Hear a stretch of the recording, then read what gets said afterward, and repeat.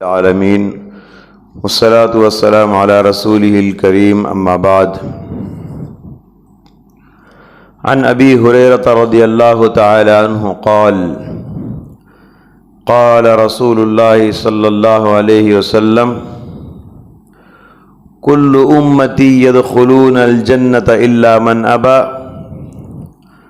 قیل ومن ابى قال من اطاعنی دخل الجنہ ومن عصانی فقد ابا رواہ البخاری۔ صحیح بخاری کی حدیث آپ کے روبرو پڑھی گئی۔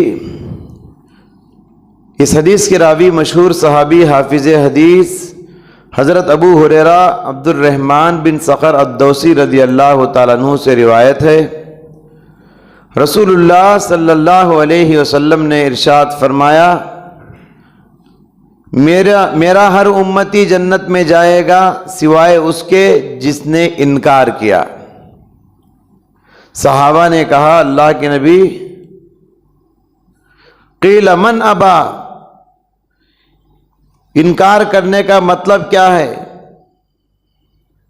تو پیارے نبی نے فرمایا، من اطاعنی دخل الجنہ، جو میری اطاعت کیا، جو میری بات پر چلا، جو میری پیروی کیا، وہ جنت میں جائے گا۔ ومن عصانی فقد ابا، اور جس نے میری نافرمانی کی اس نے انکار کیا۔ اس حدیث کی روشنی میں آپ سمجھیے، اس کا مطلب یہ ہے کہ زبان سے تو بہت سارے لوگ یہ کہتے ہیں کہ ہم جنت میں جائیں گے، صرف زبان سے کہتے ہیں ہمیں جنت چاہیے، ہم جنت میں جائیں گے، لیکن عمل سے بہت سارے لوگ یہ کہتے ہیں کہ ہم کو جنت نہیں چاہیے، ہم کو جنت نہیں چاہیے، نبی کے طریقے سے ہٹ کر زندگی گزارتے ہیں، نبی کو نمونہ اور ایڈیل نہیں بناتے۔ تو ایسے لوگ اپنے عمل سے یہ ظاہر کرتے ہیں کہ ہمیں جنت نہیں چاہیے۔ پیارے نبی صلی اللہ علیہ وسلم مکمل نمونہ اور ایڈیل ہیں ہم سب کے لیے۔ ہر شعبہ زندگی میں اللہ کے نبی نے ہم کو رہنمائی کی ہے، کیسے کھانا ہے، کیسے پینا ہے، کیسے سونا ہے، کیسے جاگنا ہے، کیسے بات کرنا ہے، کیسے سفر کرنا ہے، کیسے مسکرانا ہے، کیسے رونا ہے، کیسے ہنسنا ہے، کیسے بیٹھنا ہے، کیسے اٹھنا ہے، کیسے ملاقات کرنا ہے، کیسے گفتگو کرنا ہے، کیسے نماز پڑھنا ہے، کیسے روزہ رکھنا ہے، کیسے حج کرنا ہے، چاہے اخلاقیات ہو، چاہے عبادات ہو، چاہے معاملات ہو، چاہے تجارت ہو، چاہے بزنس ہو، چاہے لین دین ہو، ہر شعبہ زندگی میں پیارے نبی نے ہم کو راستہ بتایا ہے، رہنمائی کی ہے۔ اس کے باوجود دنیا والے اللہ کے نبی کو آئیڈیل بنائے بغیر کس کو آئیڈیل بنا کے، نمونہ بنا کے زندگی گزار رہے ہیں۔ ہر معاملے میں آئیڈیل ہیں، بیڈ روم میں کیسے رہنا ہے، باتھ روم میں کیسے رہنا ہے۔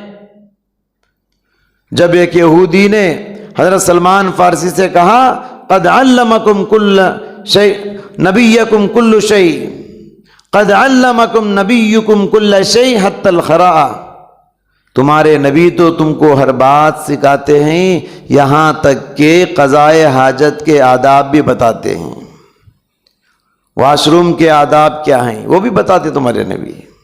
ایک یہودی نے اس کا اعتراف کیا، اور مسلمان آج تک ان کو یہ سب باتیں معلوم نہیں، نبی کو سنتے نہیں، نبی کو پڑھتے نہیں، تو پھر دین کیسے معلوم ہوگا؟ لہذا حضرات، قرآن کریم کی جو تعلیمات ہیں، یہ پیارے نبی صلی اللہ علیہ وسلم نے اس پر ایسے عمل کیا کہ آپ صلی اللہ علیہ وسلم چلتا پھرتا قرآن تھے۔ قرآن کی ایک ایک تعلیم پہ اللہ کے نبی نے عمل کر کے دکھایا۔ جب ایک سائل نے اماں عائشہ صدیقہ رضی اللہ تعالیٰ عنہا سے سوال کیا کہ نبی کے اخلاق کیا ہیں بتاؤ، نبی کیسے زندگی گزارتے تھے، ان کے عادات اطوار اخلاق کیا ہیں؟ تو اماں عائشہ نے کہا کیا جی تم قرآن نہیں پڑھتے؟ کان خلقہ القرآن، نبی کے اخلاق معلوم کرنے آئے ہو تو سنو، نبی کے اخلاق قرآن ہیں۔ قرآن جو جو کہتا ہے اس پر اللہ کے نبی صلی اللہ علیہ وسلم نے عمل کر کے دکھایا۔ لیکن افسوس، ہم نے پیارے نبی صلی اللہ علیہ وسلم کے اسوے کو بانٹ دیا ہے۔ نبی کی جو سنت پسند آئی عمل کر لیا، جو سنت پسند نہیں آئی اس کو پسے پشت ڈال دیا، چھوڑ دیا۔ کتنے لوگ ہیں آسان سنتوں کو کہتے ہیں، مسواک کرنا سنت ہے، سرما لگانا سنت ہے، خوشبو لگانا سنت ہے، سفید کپڑے پہننا سنت ہے۔ جی کچھ لوگ تو یہاں تک کہتے ہیں میٹھا کھانا سنت ہے۔ ہاں، کڑوی سنتوں پر کون عمل کرے گا؟ سب میٹھی سنتوں پر عمل کرے۔ کچھ سنتیں کڑوی ہوتی ہیں، عمل کرنا پڑے گا۔ سامنے والے کی طرف سے تکلیف ہوئی، معاف کرنا سنت ہے۔ رشتہ داروں میں پھوٹ پڑا ہوا ہے، ملاقات کرنا سنت ہے۔ پڑوسی نے تکلیف دیا، موت تک صبر کرنا سنت ہے۔ تو ان کڑوی سنتوں پر آخر کون عمل کرے گا؟ تو ہم نے رسول اللہ صلی اللہ علیہ وسلم کے اسوے کو بانٹ دیا ہے۔ جو پسند آیا زور سے عمل کرتے ہیں، جو پسند نہیں آیا اس کو چھوڑ دیتے ہیں۔ نکاح کا معاملہ لے لیجئے، شادی کے کارڈ پہ کیا لکھا ہوتا ہے؟ النکاح من سنتی، نکاح کرنا میری سنت ہے۔ لیکن سنت کے مطابق نکاح کتنے لوگ کرتے ہیں؟ جہیز لینے میں کمپرومائز نہیں ہوتے، کٹنم کی رقم لینے میں کمپرومائز نہیں ہوتے، ڈیمانڈ کر کے اور دبا کے لیتے ہیں۔ کچھ لوگ تو نیشنل فقیر ہیں، بولتے ہیں کہ ہم کو کچھ لینے دینے کا معاملہ ہمارے پاس نہیں، ہم تو لیتے نہیں کچھ بھی، جو دینا ہے آپ کی بچی کو دے لو۔ یہ نیشنل فقیر ہیں۔ تو اس طرح لینے کے مختلف انداز ہیں لوگوں کے۔ تو اس طریقے سے حضرات کچھ لوگ کیا کہتے ہیں، ہم نے ہماری بڑی بیٹی کو 20 کاس دیے، جنگل دیے، فلاں دیے، آپ کی مرضی، آپ کی بیٹی کو کیا دیتے آپ دے لو، ہم لیتے نہیں۔ اس طریقے سے لوگ سنت کا نام چاہتے ہیں مگر سنت پر عمل کرنا نہیں چاہتے۔ النکاح من سنتی لکھتے ہیں بس، عمل کا معاملہ آتا ہے ذرا کمی بیشی ہو جائے، شادیوں میں ہنگامے کھڑے ہو جاتے ہیں، ہنگامے کھڑے کر دیتے ہیں۔ لہذا حضرات ہمیں چاہیے پیارے نبی کی سنتوں کو اپنائیں، پیارے نبی صلی اللہ علیہ وسلم کو اپنی زندگی میں آئیڈیل بنائیں۔ آج کیا کرتے ہیں لوگ، امام کی کوئی بات سامنے آئی، پیارے نبی کی سنتوں کو بھی بازو ڈھکیل دیتے ہیں، نہیں یہ ہمارے مسلک کے خلاف ہے یہ حدیث، ہم فلاں جماعت کو ماننے والے ہیں، ہم فلاں امام صاحب کو ماننے والے ہیں، ہمارے جماعت والے کیا بولے، ہمارے امام صاحب کیا بولے، ہم عمل کرتے۔ رسول اللہ صلی اللہ علیہ وسلم کی سنت میں ایسے ہے جی، حدیث میں اللہ کے نبی نے ایسے فرمایا، نہیں وہ عمل نہیں کرتے، کیوں؟ ہم اس جماعت کے نہیں۔ تو اس طریقے سے کتنے لوگ ہیں مسلکی تعصب کی وجہ سے جماعت کی محبت اتنی زیادہ ہے کہ نبی کی فرمودات کو بھی لحاظ نہیں کرتے۔ یاد رکھیے یہ جماعت وغیرہ سب ہم بنا لیے، وہ فلاں جماعت ہے، وہ فلاں جماعت ہے، وہ فلاں جماعت ہے۔ مسجدوں کو بھی ہم نے بانٹ دیا ہے۔ قبر میں آپ کو 3 سوالات جو کیے جائیں گے، تیرا رب کون ہے، تیرے پیغمبر کون ہے، تیرا دین کیا ہے، اس میں چوتھا سوال یہ نہیں ہوگا کہ آپ کون سی جماعت کو ماننے والے ہیں۔ جی یہ سوال نہیں ہوگا، یہ ہم نے بنا لیا ہے۔ تو اس لیے ہمارا دین اللہ اس کے رسول کا دین ہے، ہم مسلمان ہیں، ہمارا کلمہ لا الہ الا اللہ ہے، ہمارا کعبہ ایک ہے، ہمارا قرآن ایک ہے، ہماری نماز ایک ہے، ہمارا نام مسلمان ہے، پھر ہم کیوں آپس میں الگ ہوتے ہیں؟ علامہ اقبال نے کہا منفعت ایک ہے اس قوم کی، نقصان بھی ایک ہی سب کا نبی دین بھی، ایمان بھی ایک، حرم پاک بھی، اللہ بھی، قرآن بھی ایک، کیا بڑی بات تھی ہوتے جو مسلمان بھی ایک۔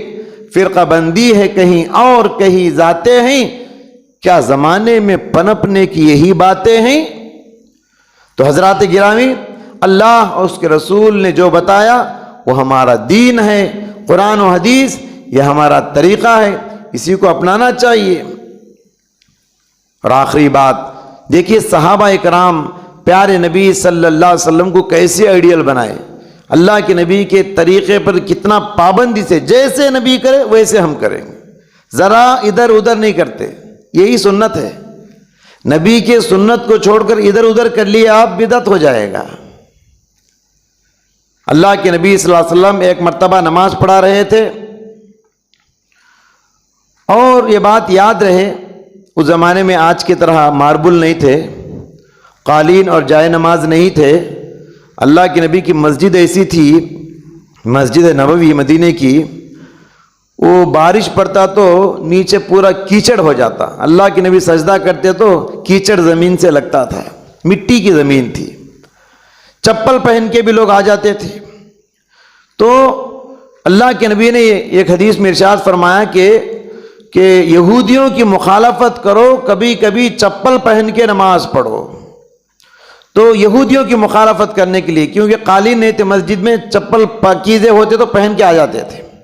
تو اللہ کے نبی صلی اللہ علیہ وسلم ایک مرتبہ نماز پڑھا رہے تھے، نماز کے دوران اللہ کے نبی صلی اللہ علیہ وسلم چپل نکال کے پھینک دیے۔